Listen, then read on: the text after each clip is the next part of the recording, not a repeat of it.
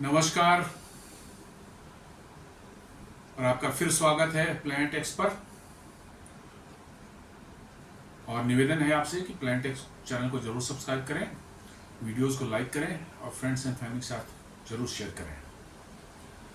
आज हम लोग इस एपिसोड में एक भारत की एक बहुत ही बृहद और बहुत ही एम्बिशियस प्रोजेक्ट को डिस्कस करने वाले हैं।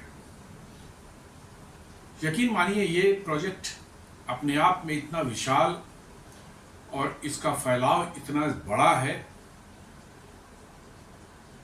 काफ़ी लंबे समय तक चलने वाला प्रोजेक्ट है। ऐसा नहीं कि साल 2 साल में ख़त्म होने वाला है। 2015 से ही प्रोजेक्ट चल रहा है और आगे भी चलेगा। और इनफैक्ट फेज़ 2 अगर को ले लें, इसके जो अगला फेज़ को ले लें तो 2047 तक चलेगा, जो कि अपने देश के प्रधानमंत्री ने जो है 2047 को एक टारगेट रखा है भारत को एक विकसित राज्य बनाने का, तो उससे कोइंसाइड कर रहा है। तो एक बहुत बड़ी मतलब कि आपके अर्थव्यवस्था और इंटरनेशनल ट्रेड में और आपके इंडस्ट्रियलाइजेशन में जो है इतना बड़ा रोल प्ले करने वाला है कि ये आम किसी भी इंसान के समझ से परे है।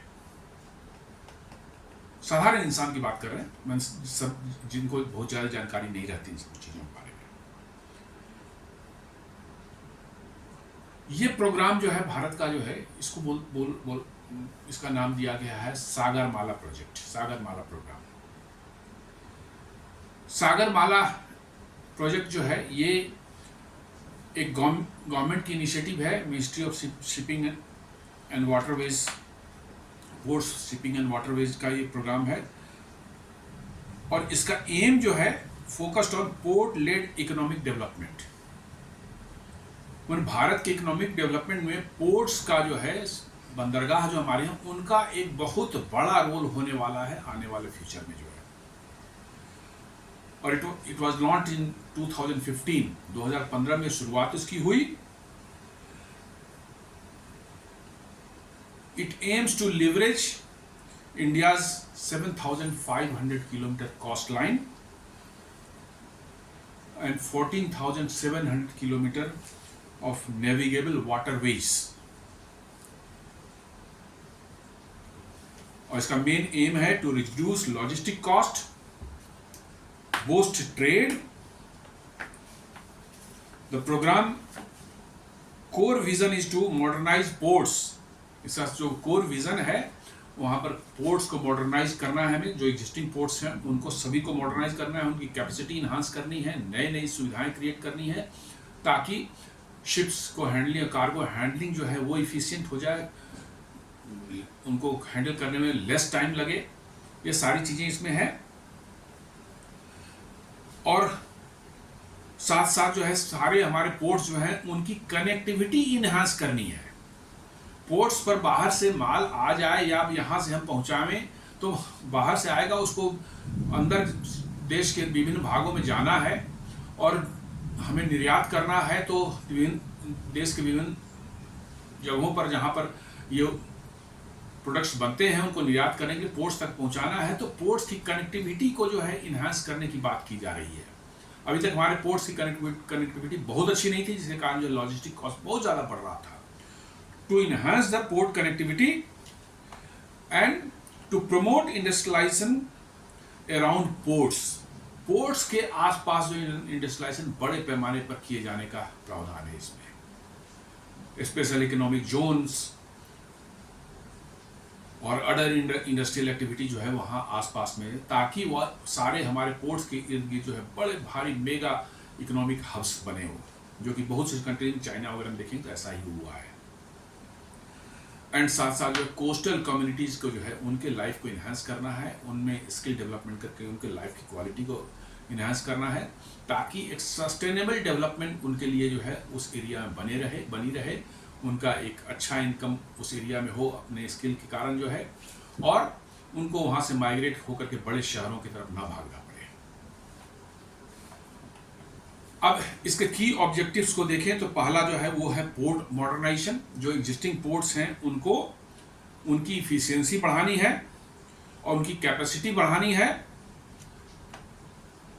और साथ साथ जो है नए पोर्ट्स भी जो हैं बनाने हैं, क्योंकि अभी एग्जिस्टिंग पोर्ट्स जो हैं उनकी एक लिमिटेड कैपेसिटी है, उनको एनहांस भी करेंगे तो खास लिमिट तक जाएगी, उसके बियॉन्ड जो है वो हमारे लिए इंसफिशिएंट रहेंगे, तो वो कैपेसिटी बढ़ानी है। अभी 1-2 दिन पहले एक वीडियो मैंने बनाई थी जिसमें भारत में जो 3 डीप वाटर पोर्ट्स जो बन रहे हैं, विजिंजम केरला में जो बन चुका है, फर्स्ट फेज का चालू हो चुका है, आगे फेज का काम चल रहा है।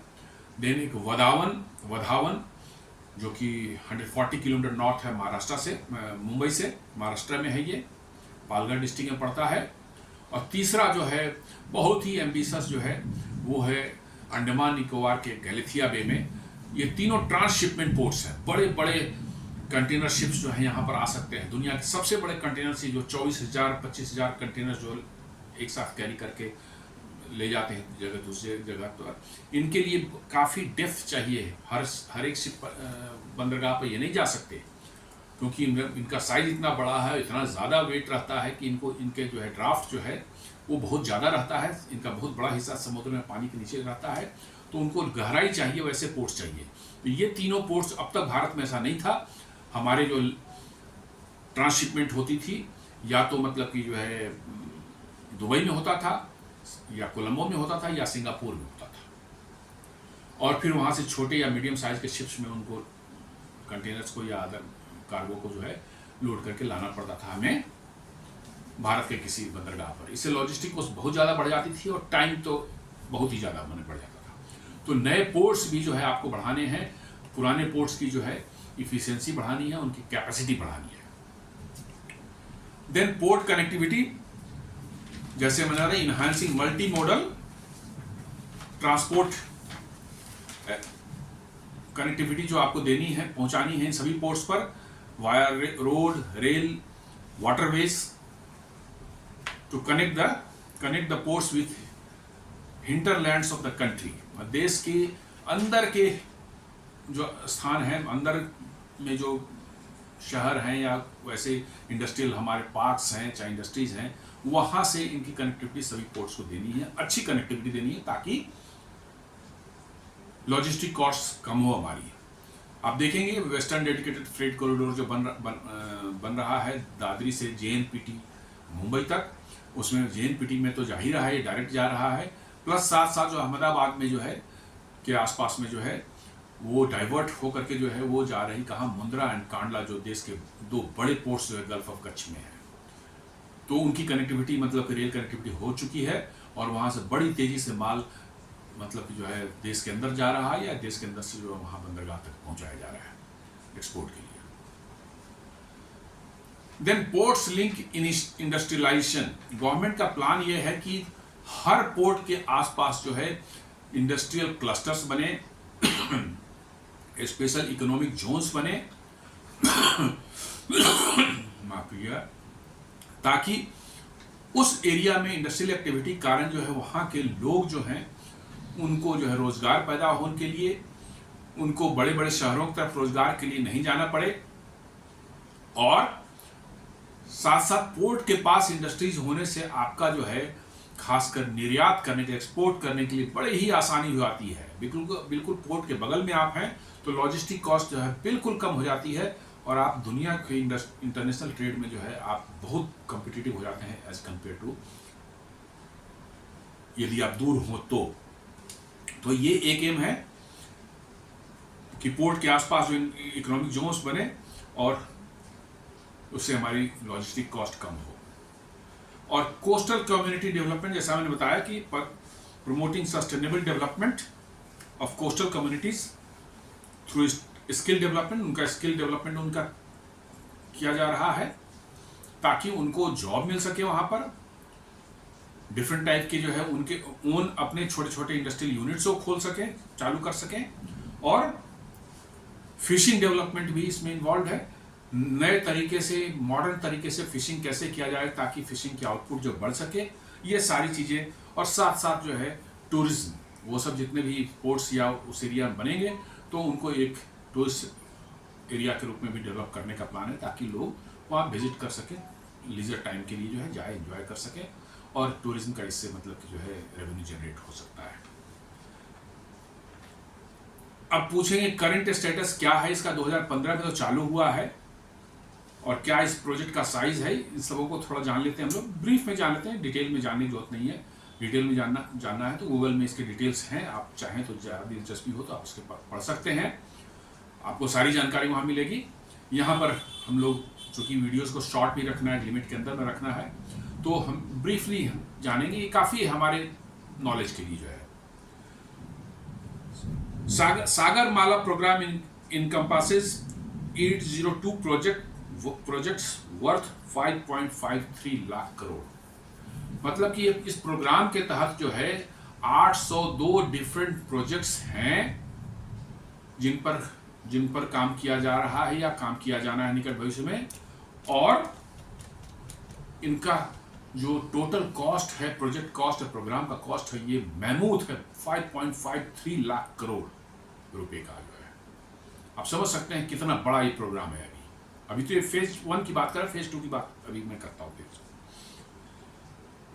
अभी जो है 172 projects worth 88,235 crore has been completed. मतलब 172 प्रोजेक्ट्स जो हैं इस 802 में से जो है वो जिनकी वैल्यू होती है 88,235 करोड़, ये कंप्लीट हो चुके हैं। और 235 प्रोजेक्ट्स जो हैं वो worth 2.17 lakh crore are under implementation, और रेस्ट और भी हैं जो कि इन पर अभी काम नहीं शुरू हुआ है, होना बाकी है। तो ये हम लोग पहली फेज की बात कर रहे हैं। इसके बाद जो है फ्यूचर में आगे क्या विजन है, ये प्रोजेक्ट जो है 5.53 लाख करोड़ से है, उम्मीद है कि अगले 7-8 साल तक चलेगा, तभी पूरे जितने 802 प्रोजेक्ट्स हैं वो कंप्लीट होंगे। लेकिन इसके बियॉन्ड का क्या विजन है इनका। सागरमाला 2.0 मतलब सागरमाला का सेकेंड फेज जो है aims to unlock 12 lakh crore investment, 12 lakh crore का इन्वेस्टमेंट इसमें उम्मीद की जा रही है कि होगा। And strengthen ship building, repair and recycling. इस फेज में जो है, सेकेंड फेज में जो है शिप बिल्डिंग का एक बहुत बड़ा कार्यक्रम है। भारत में शिप बिल्डिंग होता है लेकिन बहुत छोटे स्तर पर होता है, उतने बड़े लार्ज स्केल पर नहीं होता जितना कोरिया, साउथ कोरिया या चाइना में, चाहे यूरोप के कुछ कंट्रीज में जो होता है उतना नहीं होता है। लेकिन अब भारत ने जो है शिप बिल्डिंग कार्यक्रम को काफ़ी जोर देने की मतलब का प्रोग्राम बनाया है, और बड़े पैमाने पर बड़े बड़े शिप्स और लार्ज क्वांटिटी में शिप्स जो है बनाने का प्रोग्राम है। और ये प्रोजेक्ट फेज 2 सागरमाला 2.0 में प्लान है। और ये प्रोग्राम जो है प्रोग्राम इज ए, और इसमें 12 लाख करोड़ का इन्वेस्टमेंट जो है प्रपोज्ड है। The programme is a key part of the maritime Amritkaal vision 2047। जैसा मैंने बोला था कि अपने देश के प्रधानमंत्री ने जैसा 2022 में जो है एक बताया था कि भारत का अमृतकाल चल रहा है, और इस 25 सालों में जो है जो कि कंप्लीट होगा 2047 में, ये भारत का अमृतकाल बोला जा रहा है। और 2047 तक उन्होंने कहा था कि हम प्रण ले कि भारत को हम विकसित राष्ट्र बना सके। तो ये उसी का एक पार्ट है, विजन है, Amritkaal vision 2000 which envisions India becoming a global maritime leader. मतलब 2027 तक जो है हम एक ग्लोबल मैरीटाइम लीडर के रूप में उभरने का हमारा प्लान है।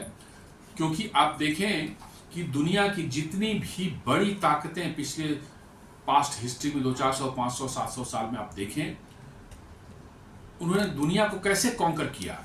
फ्रेंच हो, चाहे ब्रिटिश हो, चाहे डच हो, पोर्तुगीज हो, इन सबों की सबसे बड़ी ताकत थी उनकी नेवी, उनकी मैरीटाइम पर जो उनका मूवमेंट पर जो उनका पकड़ थी, और मैरीटाइम मतलब कि जो है एक्टिविटीज पर जो उनका ये था, क्या कहते हैं, वर्चस्व था। उसकी वजह से उन्होंने देखिए भारत को ब्रिटिश ने कॉलोनाइज किया, फ्रेंच ने नॉर्थ अफ्रीका के बहुत से कंट्रीज कॉलोनाइज किया, डच ने जो है कहाँ कहाँ मतलब कि जो है पोर्तुगीज ने जो गोवा में अपने यहाँ भी किया था, और कई जगह उन्होंने कॉलोनाइज किया। They become a world power only by the maritime power. तो दुनिया में जो महासागर पर राज करता है वही दुनिया पर राज करता है। ये आज से नहीं, हजारों साल से यही कहा गया है। और इसीलिए जो है भारत सरकार ने ये जो प्रोग्राम बनाया है कि 2047 तक जो है हम एक ग्लोबल मैरीटाइम लीडर होंगे। और इसलिए ये भारतमाला इतना बड़ा प्रोजेक्ट जो है फर्स्ट फेज और सेकंड फेज का जो है बनाया जा रहा है, और कुछ फर्स्ट फेज का कार्यक्रम चल रहा है, सेकंड फेज अभी अंडर कंसिडरेशन है, उसकी प्लानिंग चल रही है। It aims to increase ship building capacity to 4 million GRT and port handling capacity of 10 billion metric tons annually by 2047। My God, कितनी बड़ी ये है। आप शिप बिल्डिंग कैपेसिटी हुए 4 million GRT, ग्रॉस टनेज जिसको बोलते हैं, और आपके कार्गो हैंडलिंग कैपेसिटी आपके पोर्ट्स की होगी 10 बिलियन मेट्रिक टन्स। अभी हार्डली आप 500-600 मिलियन टन होंगे आप अभी, not more than that. Hardly 500-600 million ton होगा आपका, या 700 मिलियन टन होगा, नॉट मोर देन दैट। और आप वहां से छलांग लगा के 10 billion metric tons cargo handle करने की कैपेसिटी अपने लिए पैदा कर रहे हैं। तो ये अपने आप में बहुत ही महमूस साइज का प्रोजेक्ट है। और जिस तरह से काम चल रहा है वो इस तरह से 2047 तक चलता रहे, और जो चीजें इसमें सोची गई हैं उस तरह से इंप्लीमेंट हो, तो यू कैन इमेजिन कि आपका जो है मैरीटाइम पावर जो है कितना इंक्रीज करने वाला है, आपकी लॉजिस्टिक कॉस्ट कितनी कम होने वाली है, और इंटरनेशनल ट्रेड में आपका क्या वर्चस्व होगा, और कितने बड़े एक इंटरनेशनल पावर के रूप में आप उभर सकते हैं इसके पूरे इंप्लीमेंट होने के बाद।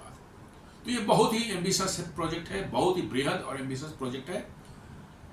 मैंने सोचा कि आप लोगों को इसकी जानकारी होनी चाहिए। काफ़ी लोगों ने सुना भी होगा इसके बारे में, कुछ डिटेल्स मैंने कलेक्ट करके, बहुत डिटेल्स नहीं दिया है, जस्ट एक ओवरव्यू टाइप का है मैंने बनाया है ये, और आपके सामने रखा है। उम्मीद करता हूँ कि इससे आपको ये वीडियो, ये विश्लेषण अच्छा लगा होगा। और इसके साथ ही जो है मैं ये एपिसोड समाप्त करता हूँ, और आपसे फिर रिक्वेस्ट करता हूँ चैनल को प्लेनेट एक्स को जरूर सब्सक्राइब करें, वीडियोस को लाइक करें, और फ्रेंड्स एंड फैमिली के साथ जरूर शेयर करें। धन्यवाद।